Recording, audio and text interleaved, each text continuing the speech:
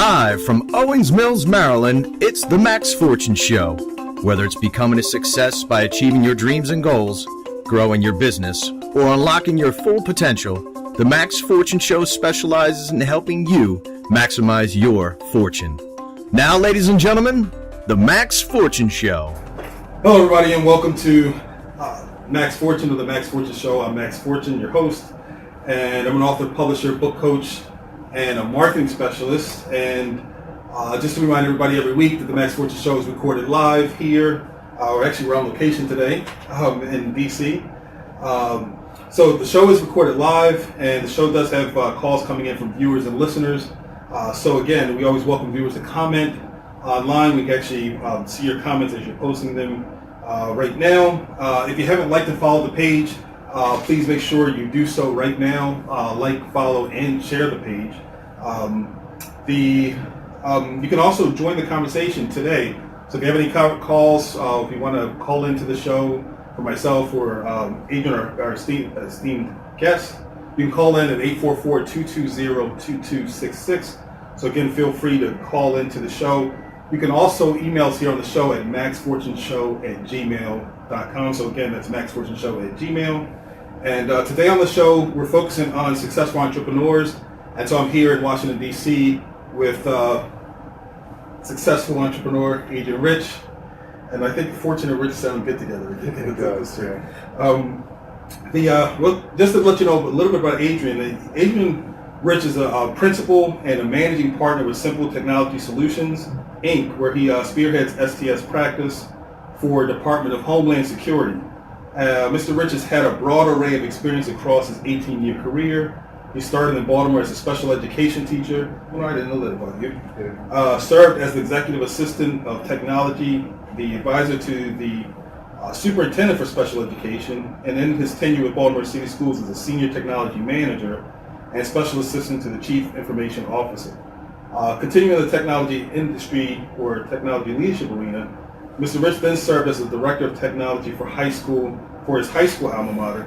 I didn't know that either. I didn't know that we actually have the same alma mater, Loyola Blakefield in Towson, Maryland.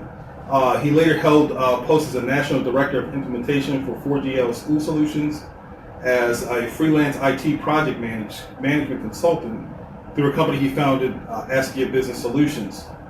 Mr. then came to the federal arena landing major software development and business intelligence programs at the Transportation Security Administration while serving as Vice President of Professional Services and Business Development at Enterprise Solutions Realized. Now, most recent, Mr. Rich was a Senior Director of Business Development at General Dynamics Information Technology. Mr. Rich is also a native of Baltimore, Maryland, and currently resides in Bowie with his 4 kids. He has an undergraduate degree from the College of William & Mary and holds advanced degrees from Morgan State and Johns Hopkins University. Mr. Rich is also very active in various civic activities, coaching in the Bowie Boys and Girls Club, ambassador of the Smithsonian National Museum of African American History and Culture, as well as recently serving as Vice President Treasurer of the local PTA and sitting on the DC Leadership Council of the Posse Foundation. Welcome, Adrian Rich. Thank you. That's a mouthful. It's a lot to say. And when I'm usually doing introductions like this, I have a tendency to kind of cut them back a little bit because it's a lot to say opening the show, but I couldn't really cut anything out of it. All this stuff seemed very, very important to put in there. I really didn't feel like I could leave anything out. So, and the funny, like I said, as I was preparing for the show, like I said, I learned a lot about you that I didn't know, and I've known you for many, many years. So that's always great. So you know what, I kind of want to introduce the audience to you in a way, and I kind of want to know what things or experience in your life. I mean, you've had massive amounts of success in your life. I mean, what I just ran down was, just a little bit of that. And so tell me what things or experiences in your life contributed to who you are and the work that you do. Well, that's more than a mouthful as well. I would say,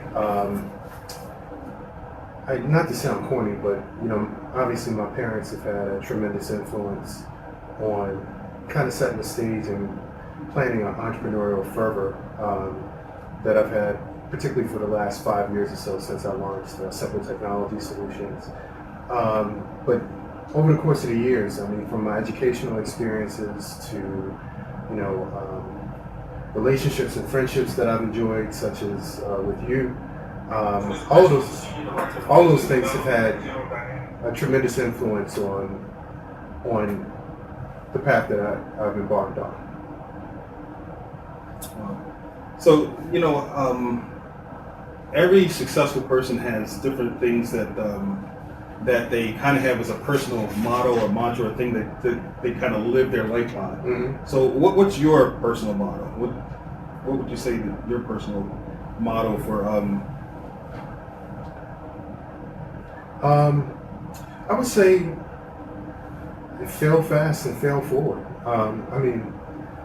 Particularly in the entrepreneurial world, you don't know everything. It's just impossible. I think you have to get out there and you have to just rapid fire. Just trust your preparation, trust your education, and make it happen. Just do it. And if you screw up, you pick up, dust yourself off, and get right back at it. But fail fast and fail forward. I mean, that's probably been, my mantra throughout my career thus far. You know what? I interview a lot of people. I talk to a lot of people. My first book was about success, and when I talk to people about success, most people don't understand or don't know that people who are successful in life fail way more than they're successful. But I think there's a common perception that if you're going through a tough spot, or you're going through some failure, that you're not really going to be successful or not successful. But any successful person will tell you that that's really the core sign of success. I mean, you're going to fail more than you win. That's just the way it's going to be. Would you agree with that? Not only would I agree with that, this whole notion of calling myself successful, or feeling like I've achieved success, to me that's somewhat foreign to me, because I feel like it's a work in progress. But I think, to your point, I mean, there definitely are milestones along the way that you can kind of check your progress against to make sure that you're moving forward at the end of the day. But by the same token, success is something that I'll always be seeking. We have, hey, there's Co-Fortune out there watching us right now saying, "Good afternoon, Mr. Fortune and Mr. Rich. Those names sound like money." I agree. And then we also have a fellow Dons, Sun Angel, which is Mark, out there watching us out there. So, hey, how you doing, man? It's good to see you. Glad you're tuning in and watching the show. Hey, call in. Got some questions for this guy. I know you guys haven't talked in a while. 844-220-2266. All you Dons out there who are watching, hey, call us and give us a shout out on the air. We'll be taking your calls again right away. So you kind of alluded to, or gave us a little bit of your idea of what your fail forward motto, but I'm kind of asking you a little bit of a different question. And what do you consider the recipe for success? Whoa, the recipe. Honestly, I haven't distilled it down to a formula. I think, we spend a great deal of time pursuing learning opportunities, be it formal education, be it life experiences, a combination of both. That's a very hard question for me to answer. I just haven't quite gotten there. It's very seldom that I'm like looking for words, but I don't have an answer for you. Okay. Hey, listen, that's fine. That's good, and that's your answer. That's your answer for success. Hey, still figuring it out. And that's the funny thing. I think I like what you said earlier, and not I think I do like what you said earlier, but really that you're still. I mean, success is really not a destination. It's really kind of a thing that we're all continuing to aspire to. And I think successful people, you probably agree with me, that successful people, even when they hit benchmarks or things that they do, they didn't go and set goals, immediate goals, right after reaching goals that they've done. And so that probably speaks to the fact that you kind of never feel fully successful. You just feel like you're always kind of going to the next goal and then moving to the next goal and then moving to the next goal. Yeah, if I may, to jump in on that point, on the news yesterday or the day before, they talked about how President Trump had moved from like one of the top 150 richest people in America to like 248, number 248. And these are billionaires mostly, and each and every one of them are competitive. I mean, each and every one of them continue to strive, even after by, every conceivable measure. I mean, most people would consider them to be successful. And yet, I think when you achieve something in your life, it actually motivates you to reach out and want to continue on that path, achieving that next thing, that next milestone. So to me, it's definitely a process.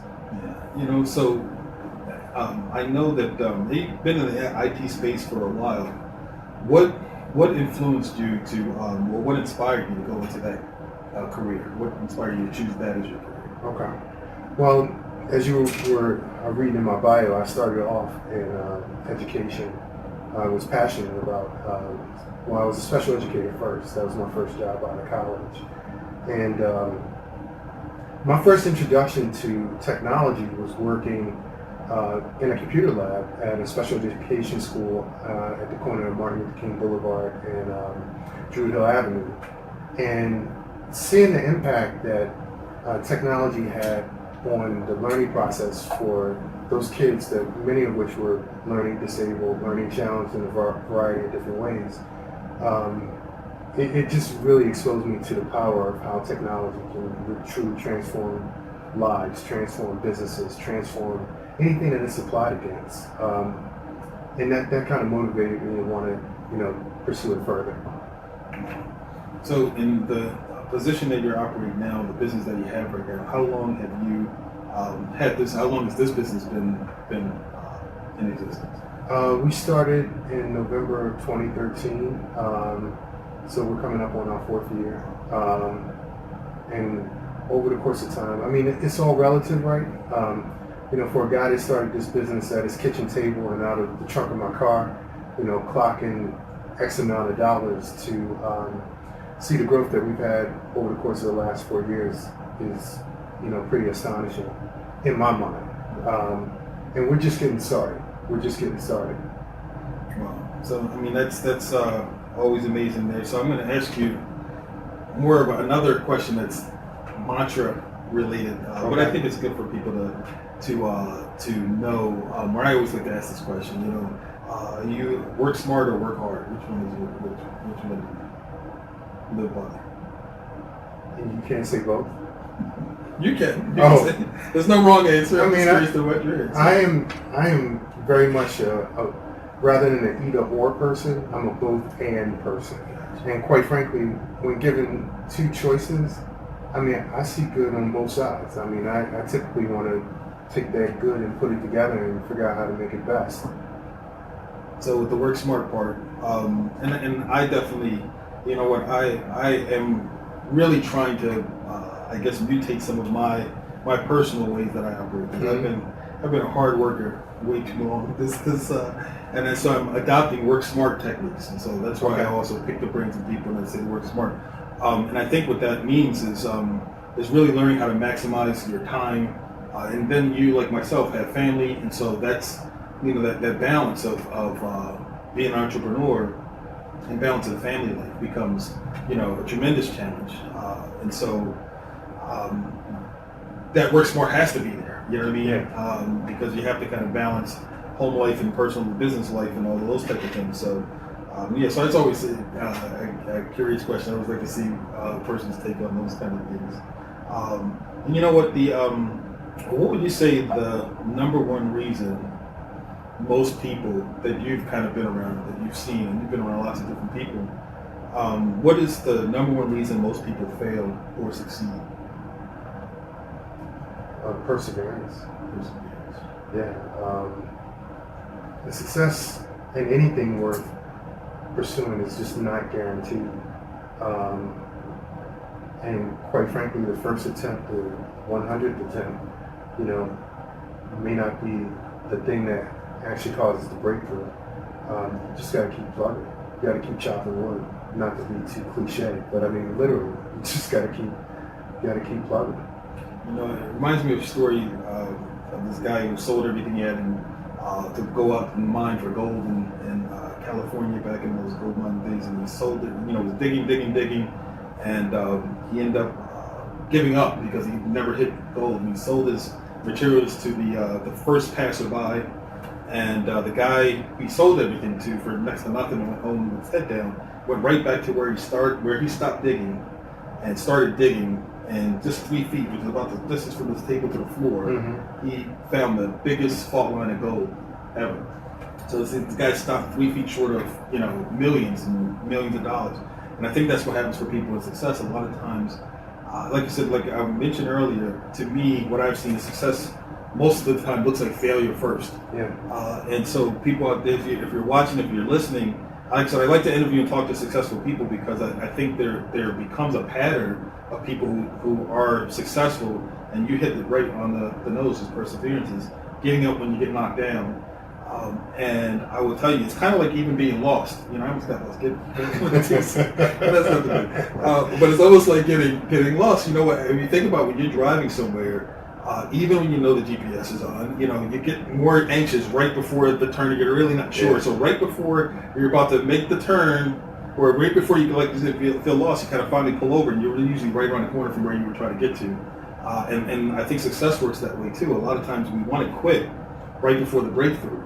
And I think the pattern, and I wrote about this in my book, if you really want to know how close you are to success, you really measure it by all of the things that are coming at you right. I mean, if you have odd things coming at you from nowhere, out of the blue, that's the moment that you're right about to hit that breakthrough, because breakthrough comes right after breakdown almost. You know what I mean? It almost feels like breakdown, but right behind breakdown almost is breakthrough. Yeah. And going back to your word perseverance, if you persevere and get through that, then you make it through. And I think that's what separates guys like yourself from people who just quit and give up because things got tough, things got hard. And I know for myself, I've been a serial entrepreneur forever, and I don't know, I can't do anything else. You know what I mean? I don't want to do anything else. And so sometimes you get to a point where you just can't fail, because you just got to keep going, because where else are you gonna go? Yeah. I mean, we run the risk of sounding like a cliche factory, but I mean, literally, most of those things that I've come across are true. You just have to keep persevering, no doubt. Yeah. I mean, I agree, and that's something that I don't know how much the newer generation or the younger generation gets that or sees that, because we're in that information age where information comes so quickly. Yeah. Everybody's got a device, a mobile device, information. So by the time you hear about somebody, it seems like overnight success, but we don't see all the behind the scenes stuff that happened that led up to that. And we're almost seeing more people, or even just average people, having large followings of people. You know what I mean? I was going to mention this story I was telling you earlier, which is ridiculous about the people having millions of viewers open up squishies. But I don't know what she did before that, before the show. I was talking to her before the show about she didn't give up. Well, she obviously didn't give up, and she's got 1 million viewers watching her open up squishies. So that but I don't know what she did before that. Maybe, I don't know. She's young, so I can't imagine much else. I don't know. But for those of you watching, it's success definitely, like I said, what you said, perseverance. It's that ability to kind of push through things or just keep going when everything seems that it's not working. A lot of times it's the indication that things are right around the corner. As always, we welcome viewers and comments. Again, we definitely welcome your comments on the show. We also would like you to make sure that you can read now. So we welcome comments and ask questions by going to Ask Max Fortune Live on Facebook. You can also talk to us on the show today. So if you have questions for Adrian, if you have questions about success or becoming successful, what it takes to become a success, if you have questions in the IT space, call them. Our phone number right now is 844-220-2266. Again, that phone number is 844-220-2266. I know we have a couple of guys over there watching in India. You can call. It's toll free. Call us, ask questions. We'd love to talk to you. Salmi, if you're out there, hey, it's a good time to call. You can also email us here at the show at maxfortuneshow@gmail. So I have another question for you, and sure. that question is, I think I already know the answer to this question, but do you love what you do? Oh, no doubt. It's gratifying, it's fulfilling, it's an alignment of our professional ambition and feeling like this is what I was meant to do. And how important is that every day? You know, I mean, how does that even help you get through the tough days? You know, just loving what you do. Well, I mean, you kind of touched on it a second ago. You can't see yourself doing anything else. You know, I worked, you know, the W-2 role. I have, you know, worked Fortune 500, Fortune 50 actually. You know, I've done a variety of things in my professional career. Prior to now, you know, it was a job. You know, it was a meal ticket. It was a means for me to take care of myself and my family. But you know, the passion wasn't there. I mean, you do what you do to the best of your ability because that's kind of how you're made. But by the same token, I mean, if you feel like, you know, this is what God put you on this earth to do, or, you know, can you see yourself doing this for, you know, the rest of your career? Not so much. So today I wake up and I'm excited from the time that my feet hit the floor. I tell people I never have the same day twice, which I love. I'm seldom at the same location 2 days in a row, which I love. When I think about, you know, being able to call, you know, creativity, intellect, education, life experience, interpersonal relationships, when I think about the confluence of all of those things, this becomes the platform by which that just comes alive. You know, you mentioned passion, which is another powerful word. You mentioned perseverance earlier, you mentioned passion. And I think that's the cousin to perseverance, because really passion is the thing that helps you to even persevere. You mentioned also that loving what you do, because that was the question. And if you don't love what you do, it really is hard to be, well, for one, there's no passion in that if you don't love what you do. And it just makes it easy to quit and give up when things get tough. And you don't get the perseverance, which means you don't really get the success. So hopefully people are seeing the correlation that you're kind of stating here. Passion, perseverance, important elements of success. And without those things, it's really difficult. So my next question is, what do you love most about what you do and why? I love, honestly, maybe this sounds selfish or crazy, I love the notion of creating something out of nothing. Every new employee that we bring into the fold, it energizes me in a way that it's hard to articulate, because that job didn't exist last week. You know, that opportunity, that possibility, that platform, you know, for that person to self-actualize and to contribute to a greater good didn't exist. And, you know, to think that, you know, I'm working towards something that is literally creating something out of nothing is just, that's a powerful notion. So, what inspires you most personally? You're the kind of the center, the hub of this whole operation, and again, leadership, everything starts with you, you know. Mm-hmm. And so, what inspires you personally? What personally inspires you and motivates you? So that's a multi-layered question.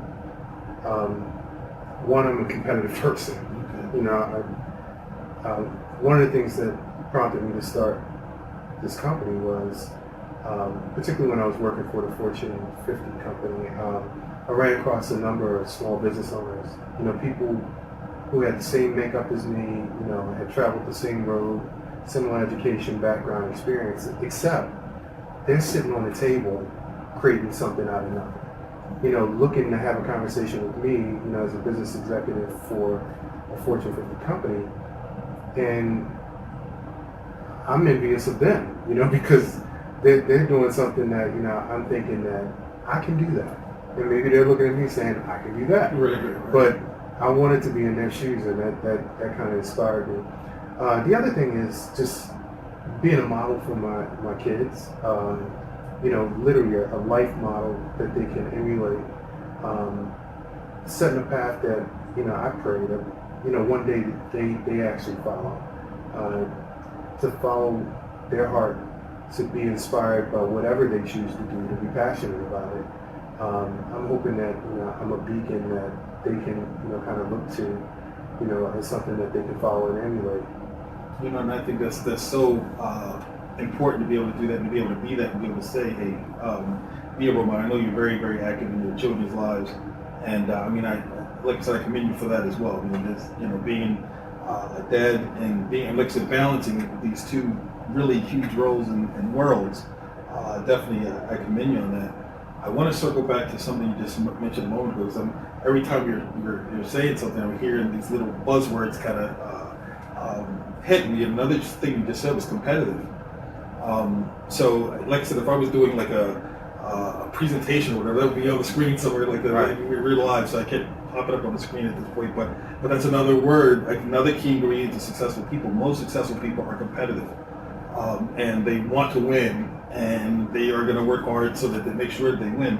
And so, like I said, I'm just checking off the things that you're kind of. So if you got a checklist out there and you're kind of thinking the what's the makeup of a person who is successful. We talk about perseverance, talk about passion, and then just talk about being competitive. Those are definitely three key ingredients to being successful. If you're really not competitive, you don't really care about winning. Not that winning is everything, and sometimes losing is winning, because you learn so much from a loss sometimes, or not getting a deal, or not getting something to go the way you wanted to.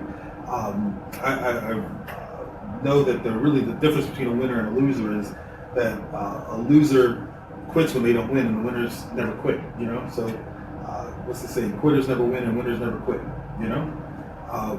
So that competitive edge is super, super important to being successful, I would say. And like I say, you just kind of going to listen. I'm not feeding you this stuff. I'm not saying, hey, say these points. We didn't get together and talk about this prior to, but no, we didn't. But the amazing thing is, successful people kind of there's a formula. There really is a formula. You mentioned there's no formula. You're obviously following it.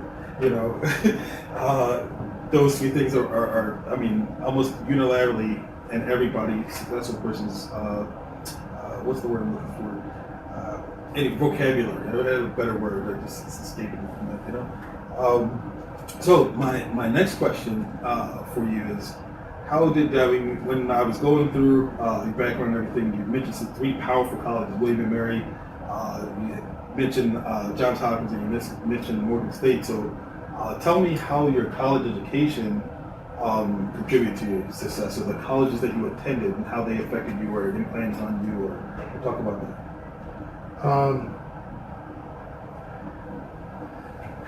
So college for me was just like a laboratory for gaining a life experience. Each of my experiences in some way, shape, or form taught me how to access knowledge, taught me to thirst for knowledge. And I'm saying it that way because I don't know that college is right for everyone. I don't know that college is the only way for everyone, or even most people for that matter. It's the well-trodden path.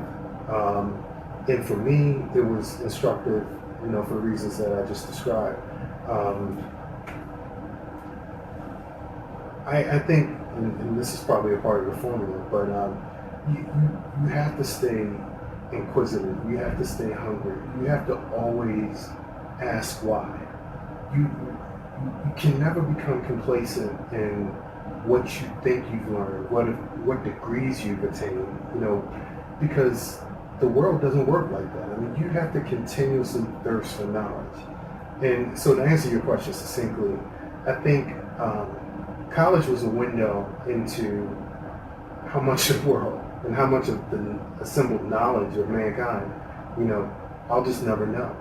But I damn sure want to know as much as I possibly can. And that kind of wet my whistle for, seeking that out. You know what, you mentioned this, like I said, we're not rehearsing any of this stuff, we're not talking about any of this stuff.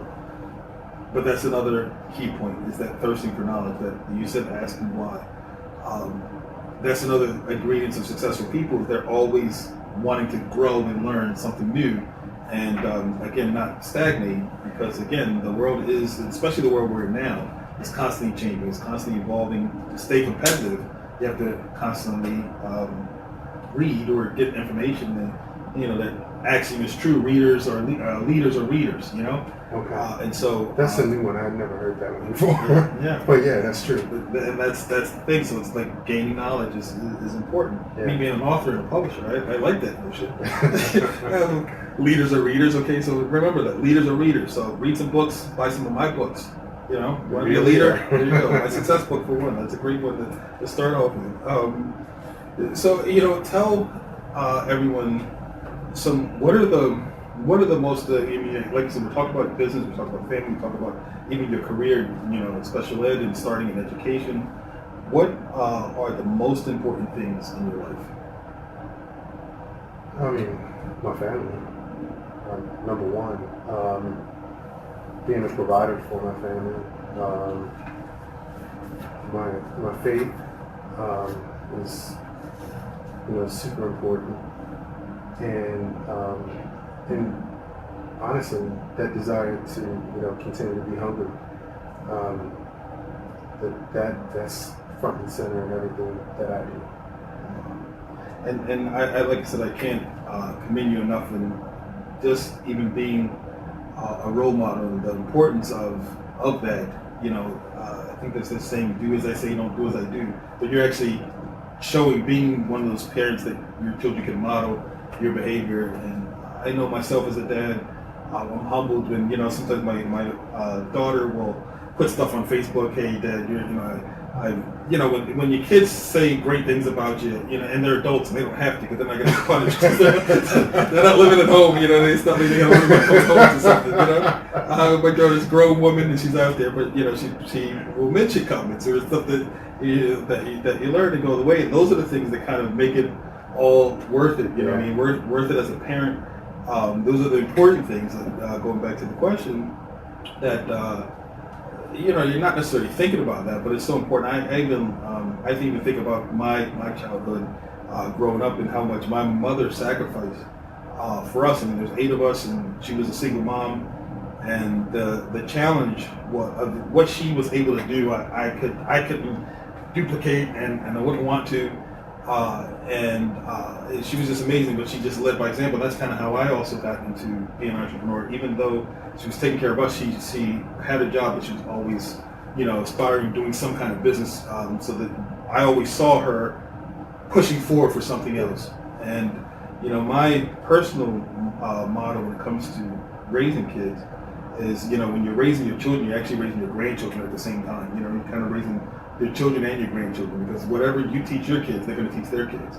You know what I mean? And so that becomes a way, that's what I always think about, you know what I mean? The way, and so I've kind of modeled a lot of that same behavior, and that goes for the good stuff and the bad stuff, that however, what the kids kind of do what they see, and so I think it's so important, and I think it's wonderful that they see you go out here, and even just, we're going back to us being at Loyola and having to, wear shirts and ties every day, and I didn't like that.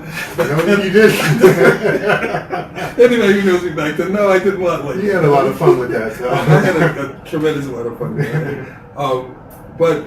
But what happens is when you kind of dress for success, it makes you feel successful. The way you wear. I've had several people that I've employed over the years. Even my nephew at some point. And, he was he would dress like young kids do. Not in shirt and tie, and it's just like, look, come in, and like I said, dressing is so important, because what happens is how we dress is our uniform is how people kind of perceive us. So, he started changing the way he dressed, and he started seeing the way people responded to him very differently. Absolutely. And so, it's very important. Again, another key thing for success, if you want people to take you seriously. You don't have to always be in a shirt and tie, but I don't know how many people can pull off a Russell Simmons thing, in business, until you're at a certain level. I don't know how many people can pull it off, you know what I mean? And then it's got to be something in your personality. If you're a person that just absolutely doesn't like shirt, tie, or dressing up or whatever, then you kind of make that work for you in somehow. I don't know how to do it, but, for me, I kind of grew to like it, not even grew. It wasn't hard. It wasn't very difficult. But. Well, if I may, to that point, my business partner and I, he's like the chief technology officer of our company, and he leads software development teams and cloud engineering teams. And there is a certain uniform, in order to have credibility with that. Like, you can never wear a tie, right. When you're walking into a scrum meeting with, a group of engineers. But by the same token, as I'm leading our business development efforts and, corporate partnerships, I have to wear a different uniform in order to, and on those occasions where I have to put on the technologist hat, I have to come out of my uniform in order to speak to that audience. So I think the point that you're making, the point that I'm making is you kind of have to be aware of your environment and who you're actually interfacing with and what the right uniform is to communicate, before you even open your mouth. I agree with you there because, like I said, I'm going to use another book metaphor. Okay. But we're not supposed to judge a book by its cover, but guess what? We do. I mean, we're going to to put a lot into the design of the cover. I agree, and covers are very important. And guess what? Our clothes are the way we present is that cover, and what first impressions are lasting impressions. So we're throwing a bunch of. I know. It sounds like the cliche factor. It is. Hey, we're fortunate and rich. What do you expect? Okay. What do you expect? Okay.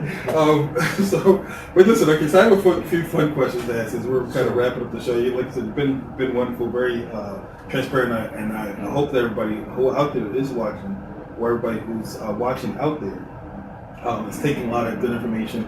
And every time, like for me, every time I sit down with someone, I kind of pull new things, and again, going back to that whole part of always learning something and pulling something, I really focus on that. One of the things I like to just have a couple of fun questions to ask you. You know what I mean? Just to lighten the mood or whatever. I'm not fun. You're not fun. You know what? I'm absolutely the least fun guy. Really? No, I'm joking. So let me ask you. So here's the thing: you got two brothers. Yeah. And so there's got to be a good story here. I want to know what ridiculous thing someone's tricked you into doing or believing. Yikes. I tricked them, and they have hilarious stories around. For instance. So when we were much younger kids, but I have a brother who's 18 months younger than I, and we had a big, I call it a boulder, but it was just a big rock in front of our house, and I was teasing him that he couldn't throw that rock over our car. And my parents had front end parked into a parking space. And so he's supposed to throw it the long ways. Right, over the car. So he gets mad. He's like, I can do it. And he goes, grabs the rock, and proceeds to throw it right into the windshield. Who got the beat, you or him? I think they beat through him to get to me.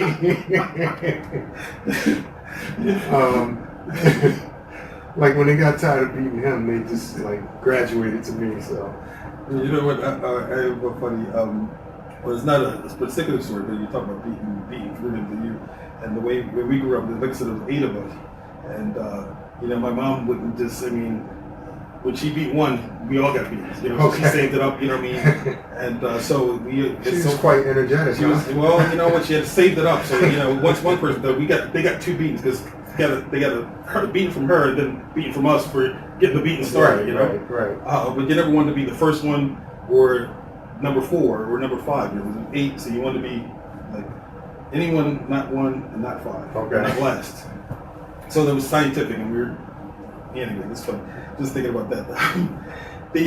What would you say in your career is the hardest thing you've ever done? Oh man,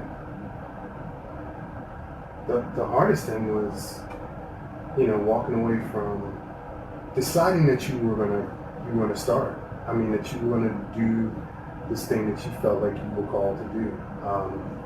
When. Honestly, I don't know how it works for most people, but for me, there was no safety net. I liquidated my 401k. Not to be way too personal, but I was going through a divorce at the time.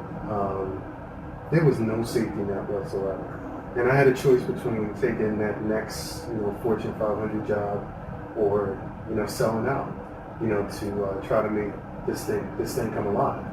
And that was literally the hardest choice and the hardest thing that I've done. Because this ain't easy. I mean, while we can talk about success, I mean, the corollary to being able to achieve any milestone that you can qualify as success is to recognize that it's hard. But yeah, deciding to start down that path was the hardest thing. And you know what? I mean, I commend you for doing that, because so many people have great ideas.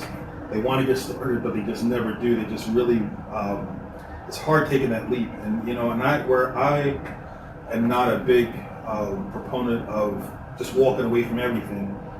But when you have everything on the line, and I mean, you have no safety net, some of your best work gets done because you're really, it's called desperation. It's called desperation, yes. And so when you're desperate and you can't really lose, you put everything on the line. I mean, you're more acute, you're more aware of everything. Absolutely. And everything is that way. And so, I was that way also. I've kind of been away from the business world. We're working for someone so many years, but I remember being 22. Having a wife, kids, wife wasn't working, I was only breadwinner, and getting fired from a job. The last job I ever got fired from was the first one. Well, no, I got fired twice, 2 times in a row. But they were both in a row, which is crazy because, it speaks to what you were saying about failing upward. And, it's funny, I didn't prepare to tell the story, but it's funny that, I was selling cars. I was selling Toyotas some years ago, and I think I may have mentioned this before. I was selling Toyotas. I was taking care of my whole family. I was the only breadwinner selling cars, and I got fired from that job because this place that I worked for brought on 5 or 6 salespeople, and then they only kept 1 or 2, and they got rid of the other 3. But they kind of had us on this ridiculous training pays. And ironically, this was back in the 90s, but it was I was making $1,000 a month, raising a whole family. So it was wife and 3 kids, off of $1,000 a month. Now this was significantly many years ago, 20 years ago, but the best thing that ever happened to me was getting fired from that job because I might still be selling cars. Yes. Now, right after that, I took a job selling furniture, and I was on that for 3 months, and guess what? I got fired again from that job. Different reasons, but that job was making $1,500 a month. So, if I didn't get that job, was making $1,500. So I get fired from this job, making $1,000, then fired from this job, making $1,500. And so the wife is looking at me like, I don't know. I know you can't even say what you probably what she wanted to say, but it's a lot of pressure when you're the incomer, the breadwinner, and everybody's looking at you, and then you have that kind of situation happen twice. And the wonderful thing that happened, you mentioned earlier at the top of the show, failing forward. I took a job, the first 100% commission position I ever took, and I was selling vacuum cleaners door to door, and I went from $1,500 a month is I think $18,000 a year. And I went from $1,500 a month at 22 years old to at 23 making $50,000 a year, because I got fired those 2 times. I wrote a chapter in the book called "Getting Fired Up." You know what I mean? And it's a play on words, obviously, but sometimes failure, one door closing is opening another door. Another cliche, but it's all these things are true. They're saying because they're true. Yeah. So sometimes, so if you're out there watching, and sometimes you might be in a situation where you're losing your job, or lost a job, or lost an opportunity, or lost a deal. It could be any type of thing, but it's really not what happens to you, it's what you do about what happens to you. Right. It really makes you who you are, and how you perceive that situation. And sometimes, God is, I know you're a spiritual person like myself, and God to me is like a gentleman. He's not going to always shout and yell, and we don't hear direct conversation, but it's a nudge. So sometimes we're seeing things not working out, and we just keep wanting to go back in that, and God's trying to move us in a different direction. And sometimes we're resistant to that, not knowing somewhat or realizing that. So, yeah, I just thought this interesting thing. So I'm sorry, way off script here, which I like. I'm looking at the clock. We got plenty of time. There was a Folgers commercial, but so I'm going to ask you kind of like, you're probably old enough to remember that, but what's the best part of waking up? I don't remember that. Okay, Folgers in your cup? You don't remember that? I do remember that. Like that's on the show last week, she remembered that. But what's the best part of waking up for you? Well, I kind of maybe jumped ahead a while ago when I said that I am super excited to wake up, have my feet hit the floor, because my professional life is unscripted. There are new challenges, there are new opportunities, there are new possibilities every single day, and I'm excited about not repeating my commute, not repeating my lunch hour, everything is like just totally a new challenge, a complex variety of puzzles that I get to sort through and figure out. I mean, that excites me. And you know what? It is definitely something we said about just not having a routine to life. Not that routines aren't bad, 'cause routines are good, but doing the same thing, being the widget maker, and it's every day you get up and make a widget, Yeah. that's a tough life to. Not to say if you're a widget maker, hey, make those widgets. But I'm saying that if you're, I think that's one of the advantages of being a business owner. And most businesses, there is always new things to discover, new things to conquer, new things to figure out. And especially if you're growing your business and you are looking at being successful, then that becomes really key. I mean, it's the new stuff, and that's the stuff that keeps it from being old and getting monotonous and just keeping it exciting. Yes. Yeah, absolutely. You have a thought there, anything? It's not ready for prime time. Okay, we will go there. So let me ask you this: what's the most interesting thing that you've read or seen this week? This week, it's funny. I've been heads down working on a proposal. I'm sure that's not the answer you were looking for, but how about this month? Give me this month? What's the most, or recently? I'll say recently. What's the most interesting thing you've read or seen recently? Honestly, it's not sexy, but I came across. I'm a podcast, junkie. Okay. As I'm commuting all around all parts of the DMV, I'm always checking out podcasts or books via Audible. And I came across a podcast channel focused on my industry, run by a bunch of ex-federal government contracting officers, basically talking to people in my industry about literally all the terms and processes that you hear about all the time, but you never quite knew the soup to nuts understanding of. So yeah, that again, like I said, I can see it in your face. I mean, it's certainly not sexy, but I'm super excited because now I can do my job better and feel more confident about how I'm building my company. So. Well, you know what, that kind of brings me to another. This is kind of like back kind of more to the vein of you just spoke, but I think it's right in your alley, and I wanted to get your take. I didn't have this on here, but you just made me think of this. What's your take on the Internet of Things, IoT? You know what I mean? What's your take on that as far as even things to the opportunities that are out there that are going to exist, or just really what's your overall take on that? Honestly, I think it's a lot of hype. I mean, just because we can do it doesn't necessarily mean that there's like real business value from doing it. I mean, and maybe I'm just an older generation or what have you, but because I can put my refrigerator online doesn't mean that I should. So I don't know. I'm certainly not the answer you were looking for, but you know what? Like I said, I was looking for your answer, to be honest with you. And I think about this. I was talking to someone recently, and I was saying, I think if somebody would have said 20, 30 years ago, your phone would be on the internet, would be able to computer, that would have sounded ridiculous. Yeah. You know what I mean? That your phone would be a computer. I mean, it'd be like ridiculous. It was tough enough just to imagine the Dick Tracy watch. You know what I mean? Yeah, that was like, whoa. Yeah, and so even when they started calling a phone a smartphone, I mean, we're from the era where, I mean, I remember being in college, and I kid you not, on the college campus when I was at Morgan State, there was one kid in the entire campus that had a cell phone. One kid.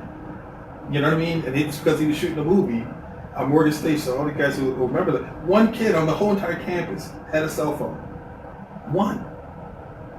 That is crazy to now, my daughters had phones, and she was probably like 6 or 7, right. You know what I mean?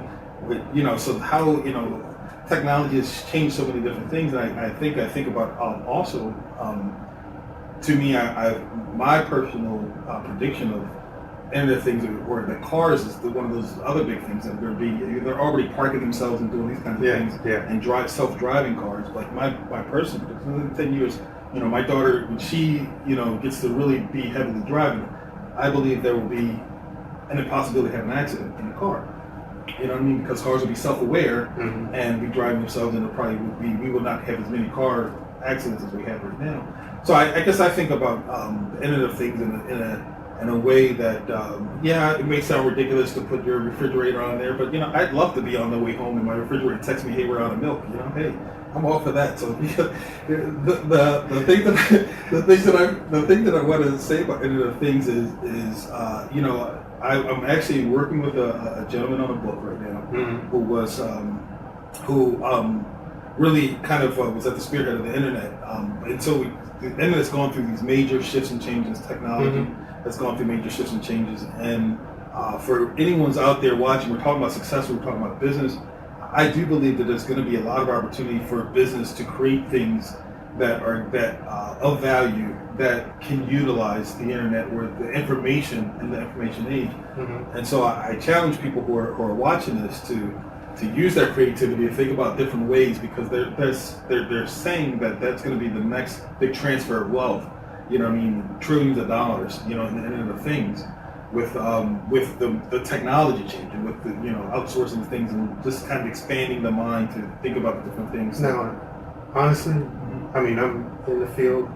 I will tell you the thing that is sexy, that has me like really amped up, and that is blockchain technology, which is the underlying technology for all of the digital currencies that you're hearing about, and the wild valuations that we've seen over the course of literally the last year or two, with Bitcoin, Ethereum, and so on and so forth. And quite frankly, there's tremendous upside, in that particular arena. And there's also a particular opportunity for, significant transfer of wealth, with regard to folks that are able to, wrap their arms around it and commercialize, that technology across a variety of different applications. So when you talk about Internet of Things, I mean, when you look at the security architecture of the Internet today, it's not built for the Internet of Things. But if you actually built the Internet of Things on top of a blockchain architecture, that's something that can scale, and that's something that can actually propel us into a future that I can buy into. But again, there's some digging to do there. I'm sure you didn't mean to go down that path, but I mean, literally, if there's a trend that people should be connecting to and learning more about, is blockchain technology. You heard it here first on the Max Fortune Show. Blockchain technology. Look into it. The reason why I do want to kind of go there with the question, because a lot of times, you got to be a visionary. You have to be able to see what's the next thing and prepare yourself to be successful. Not waiting till things already happen, but kind of be preparing for things in advance, and doing a little bit of research and finding what is going to be the next hot thing, and using your creativity if you're a creative person to do that. So, so that was the whole point of this segment. I was trying to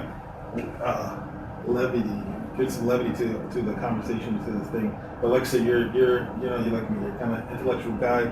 I love having intellectual conversations, and then I also love hearing about new things or different things. So hopefully this is also appealing to everybody who's watching this as well.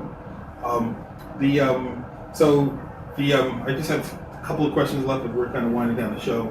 Again, these are all Mr. Fun here, so these are all just fun questions here. Just like I said, you're obviously a very talented guy. You know what I mean? A lot of knowledge, a lot of information. So I'm curious to know, what's the most useless talent that you have? This is the thing that, just like whistle with your eyes or something crazy like that. Do I have to demonstrate? No, you don't have to demonstrate. Okay. Just unless you can, and in a way that's appropriate for the age group. I can touch my nose with my tongue. Yeah. But I'm not going to demonstrate. Don't do that, because then everything you just said goes out the window. everything everything you just said. I think you actually put that question in there to like discredit everything that possibly could have said of value for the conversation up to It now. just goes, So, yeah, that would. in fact, you should take that question out of your repertoire. I probably will. But you know what? I like to ask that question for the simple fact that you just never know where you're going to get. I never know where you're going to get. I have, like I said, a base for entertainment. So I just have always questions. To me, that's always a funny question to ask people. You know what? I two last ones, little ones. So if you were, you know, a DJ, what would be what would your DJ name be?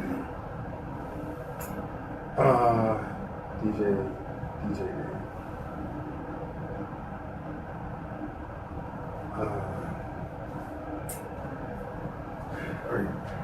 If you don't have that one, I don't have that one. okay. Then last question.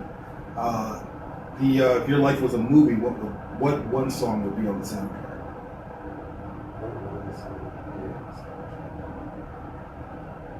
Space Cowboy by Jamiroquai. Okay. Why? Because that's my favorite song. Okay, that's a good answer. Listen, look, you've been an amazing guest, man. I really appreciate having you on the show. Thanks so much for being a guest on the Max Fortune Show. For those of you watching, if you missed any part of the show, you can view the Max Fortune Show on YouTube for replays of the show. You can watch it again and catch up on anything you missed if you just tune in at the midway point. Or you can simply go to AskMaxFortune.com and just click on the picture of the show and it'll take you directly to the YouTube channel. And make sure you hit the subscribe button so that you can get all of the new shows as they get updated. Also, you can ask questions about the Max Fortune Show or become a guest by calling 844-220-2266. You can talk to the producer of the show, and she'll get you on the show. You can also email us at maxfortuneshow@gmail.com. Again, that's maxfortuneshow@gmail.com.